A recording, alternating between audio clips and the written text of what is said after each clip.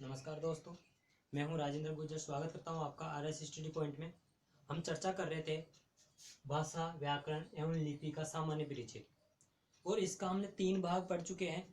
हमने इसको हिंदी का जो साहित्य था वो जाना था कि हम ऐतिहासिक दृष्टिकोण से हिंदी का उद्गम कैसे हुआ, कहाँ से हिंदी आई, कैसे उसका अपभ्रंश होते हुए हिंदी बनी है।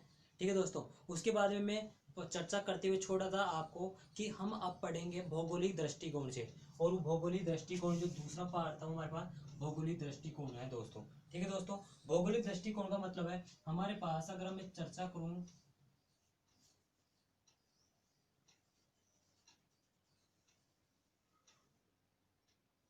ये हमारे, मेरे को मैप बनाना नहीं आता वैसे, लेकिन ये एक भारत का नक्शा मान लीजिए। ठीक है दोस्तों, ये जो भारत का जो नक्शा मैप बना है वो थोड़ा सा वैसे बन गया,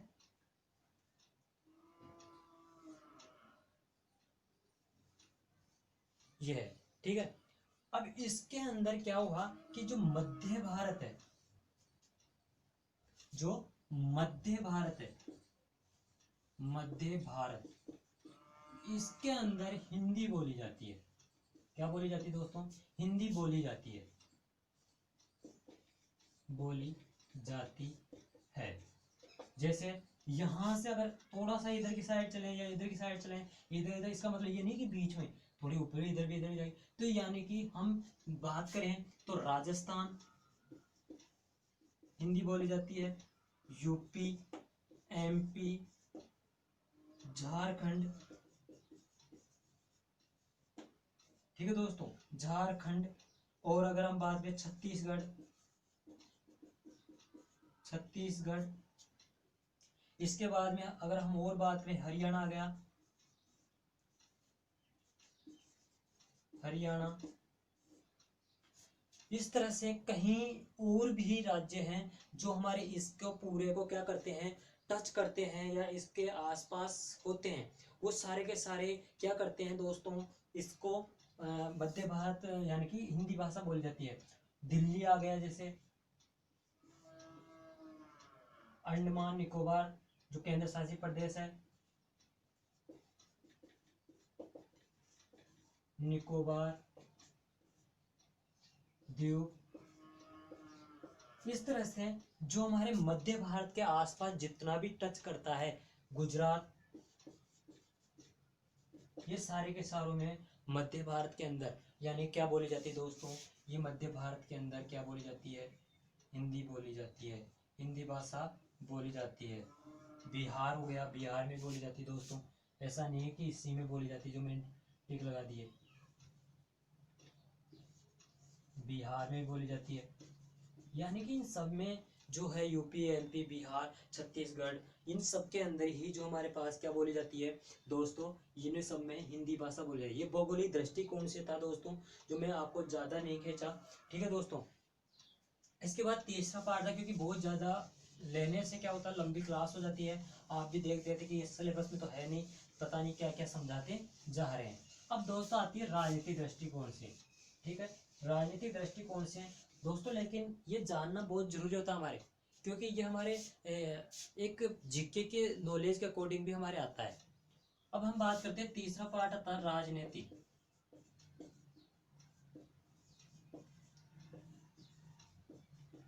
दृष्टिकोण। राजनीतिक दृष्टिकोण से अगर बात करते हैं तो राजनीति की बात होगी, यानी कि किसकी बात होगी राजनीति के अंदर, संविधान की, संविधान यानी कि संवैधानिक, संविधान की बात इसमें होती है।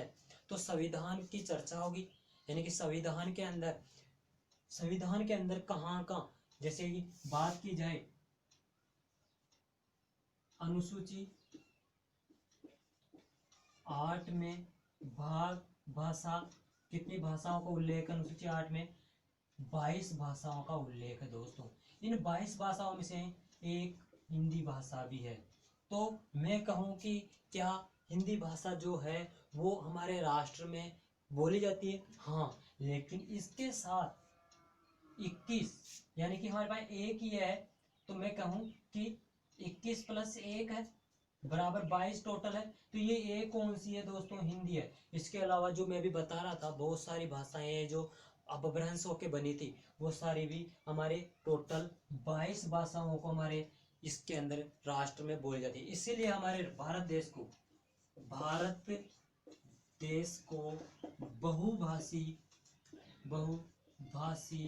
देश कहते हैं। मैंने स्टार्टिंग में बताया था दोस्तों, बहुभाषी क्यों कहते हैं, क्योंकि यहाँ पर 22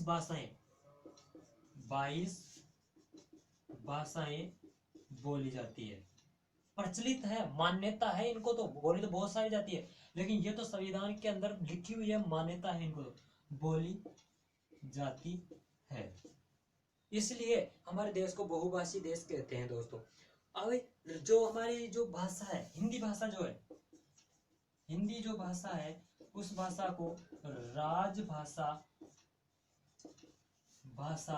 का दर्जा प्रदान है। इसलिए हिंदी को हम इम्पोर्टेंट मानते हैं। इन 22 में से जो राजभाषा का दर्जा प्रदान किया गया वो हिंदी को किया गया, सिर्फ, नहीं तो 22 है, लेकिन हिंदी को क्यों इम्पोर्टेंस दी गई है, क्योंकि जो राजकीय कार्य, यानी कि राजभाषा का मतलब है राजकीय कार्यों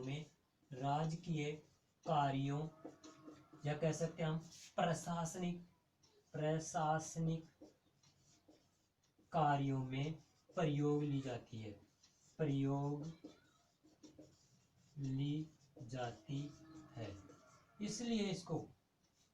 इसलिए इसको क्या कहा गया है दोस्तों, राजभाषा कहा गया है। ठीक है दोस्तों। और आगे की अगर मैं बात करूं कि अगर आगे और बात बताता हूं आपको इसकी, कि हमारे पास जो अनुच्छेद 17 में अनुच्छेद है 351 से 354 तक यहाँ भी भाषा का उल्लेख हुआ है, हिंदी भाषा का उल्लेख मिलता है। क्या मिलता है? हिंदी भाषा, यानी कि हिंदी भाषा हमारे कहाँ पर है? संविधान में है, पूरे संविधान में बताई गई है, और पूरे संविधान में है, इसलिए इसको हमारे राजभाषा का दर्जा दिया गया है दोस्तों। ठीक है। अब हमारे पास में, आपके पास, यानी कि समझ में आया दोस्तों, इसकी शॉट लीजिए।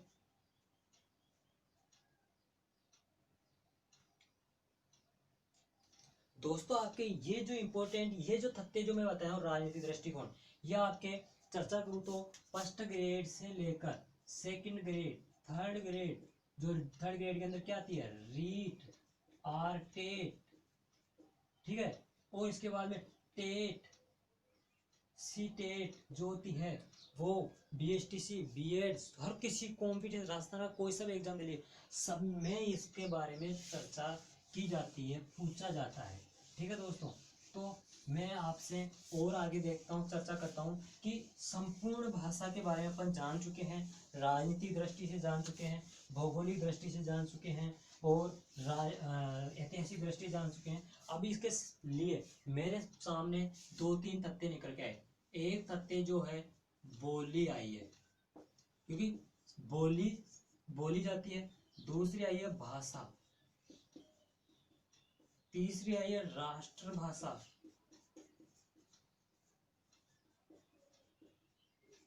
चौथी आई है राजभाषा। समझ में आ रही दोस्तों? राजभाषा। पांचवी आई है मातृभाषा। ये सारी की सारी भाषाएं, बोलियां हम मेरे सामने, पूरे तथ्यों को, पूरे टॉपिक को मैं इसको कंप्लीट कर चुका हूं दोस्तों। लास्ट तथ्य है हमारे पास ये, और इसको कंप्लीट करने में मेरे पास ये टॉपिक निकल करके सामने आए हैं। आपके सामने आए नहीं आए, क्योंकि आप सोच रहे होंगे कि हमारे सिलेबस में, इसलिए आप ध्यान से नहीं पढ़ा होगा, तो नहीं आए होंगे। लेकिन मेरे हिसाब से ये पूरे 3 क्लासें पढ़ चुके हैं, चौथी क्लास है, और चौथी क्लास में सिर्फ भाषा पढ़ रहे हैं, तो ये पूरे का पूरा मेरे सामने आया है। अब भाषा किसे, बोली किसे है? एक सीमित क्षेत्र, यानी कि कह सकता हूं मैं, सीमित क्षेत्र में बोली जाने वाली भाषा जो होती है वो क्या होती है? बोली होती है। ठीक है। यानी कि मैंने बताया था कि कोस कोस पर वाणी बदले, 4 कोस पर पानी, ये वही बात है। यानी कि एक क्षेत्र होता है सीमित दायरा और कम क्षेत्र, इसमें तो बोली बोली जाती है। ठीक है दोस्तों, और यही बोली जितने से में बोलते बोलते बढ़ती गई बढ़ती गई बढ़ती गई और बढ़ती गई और फैलती गई, तो ये भाषा का रूप ले लेती है दोस्तों। बोली कब थी? तब वो सीमित थी। जब वो उसका रूप विस्तृत हो गया, बहुत ज्यादा फैल चुका है, तब वो किसका रूप ले चुकी है दोस्तों? भाषा का। मतलब यहाँ तो हमारे पास क्या था? सीमित। यहाँ व्यापक, व्यापक क्षेत्र, यानी कि कह सकते हैं फैला हुआ क्षेत्र, क्षेत्र में बोली जाने वाली, में बोली जाने वाली भाषा है। ठीक है दोस्त, समझ में आया? बोली का ही विस्तृत रूप भाषा है। बोली और भाषा का दोनों का एक ही कनेक्शन है कि ये सीमित क्षेत्र में बोली जाती है, ये व्यापक क्षेत्र में बोली जाती है। बोली से ही भाषा बनी है। पहले क्या थी? बोली थी, उससे बोली ने क्या किया? विस्तृत रूप ले लिया। जैसे मैं कहूं, जैसे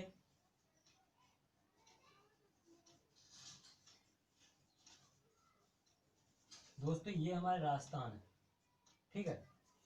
ये पहले यहाँ पर राजस्थान में अब बहुत सारी बोलियां बोली जाती है। यहाँ पर मेवाती बोली जाती है, यहाँ पर है जो हाड़ौती बोली जाती है, यहाँ जो है वागड़ बोली जाती है, यहाँ जो है वो शेखावाटी बोली जाती है, यहाँ जो है ढूंढाड़ी बोली जाती है।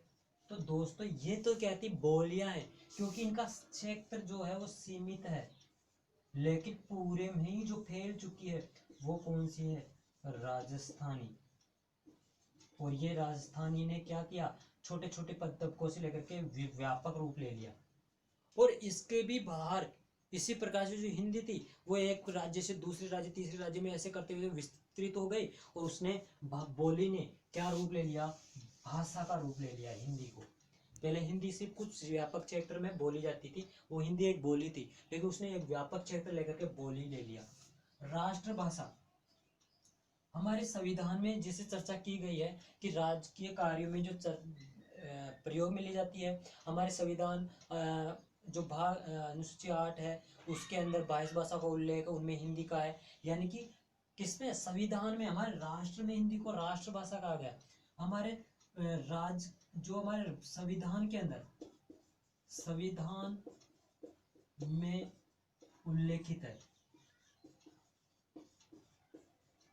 इसलिए इसको राष्ट्रभाषा कहते हैं। हमारे पूरे भारत राष्ट्र में बोले, और इसको क्या, इसी को राष्ट्रभाषा कहते हैं। राष्ट्रभाषा नहीं कह सकते इसको, क्योंकि इसके साथ टोटल 22 भाषाएं हैं, वो सारी सारी राष्ट्रभाषाएं हैं, क्योंकि उनको संविधान में 22 भाषाओं को दर्जा मिला है दोस्तों, और 22 की 22 राष्ट्रभाषाएं, हिंदी अकेली नहीं है। लेकिन इसको राष्ट्र क्यों कहने लग गए? क्योंकि ये राजकीय या प्रशासनिक जो कार्य हैं, कार्यों में प्रयोग लिया जाने लगा, लिया जाता है, इसलिए इसको राष्ट्र भी कहने लगे और राजभाषा भी कहने लगे। मातृभाषा की चर्चा करूं तो मातृभाषा क्या होती है? मातृभाषा देखिए, जो माँ के द्वारा, माँ के द्वारा सीखी जाए, सीखी जाने वाली भाषा है। ये सिर्फ माँ के द्वारा सीखी जाती है। माँ कहेगी बेटा पापा बोल, तो पापा सीख जाती है, वो दादा बोल तो दादा सीख जाती है। वो जैसे जैसे कहेगी वैसे वैसे सीखता जाता है। और प्रारंभिक जो शिक्षक अगर कहा जाए ना, बच्चे की पहली शिक्षक या शिक्षिका कौन होती है? तो माँ होती है। वहीं से वो बोलना सीखता है, वहीं से सब कुछ सीखता है। वो फिर माँ के अलावा परिवार से सीखता है, समाज से सीखता है। यानी कि इन सबसे सीखने वाली भाषाओं को क्या कहते हैं? माँ से सीखने वाले, परिवार से या समाज, कहीं से सीखे वो मातृभाषा होती है। ठीक है दोस्तों, यानी कि ये भाषा के बारे में भी बता चुका हूँ। ये मेरे पास भाषा नाम से जो टॉपिक था उसको क्लियर किया है। आपको जहाँ भी नहीं समझ आया वहाँ पर कमेंट में करिए, देखते जाइए पूरे वीडियो को अंत तक देखेंगे, तभी आपको पूरी समझ में आएगा, अन्यथा नहीं आएगा। ठीक है दोस्तों, तो आप क्या करें, इसका स्क्रीनशॉट ले लीजिए।